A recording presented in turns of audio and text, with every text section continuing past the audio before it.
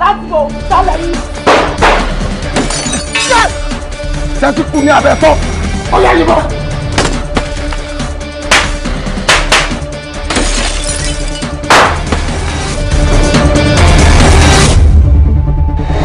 Now wọ́n fún wa ní just 3 months now. Gbogbo ibikíbi tí ìwà àgbàjẹ́lẹ̀ wà láti mú wọn. Sport wo ni incident ẹ ti ṣẹlẹ̀? Do you have an idea? Wọ́n ní iṣẹ́ táwọn ṣe lọ́wọ́ títí ìgbẹ̀mí àwọn káwọn kú sẹ́nu ẹ̀ ibi ó dé kẹ̀mọ́ gbé ìṣòro ẹ̀.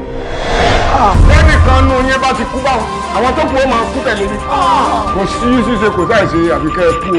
Owó lọ́wọ́ ẹ̀ tí àwọn máa já owó tó gbà lọ́wọ́ tàdá. Aṣíwọ̀ gangan ni o lò.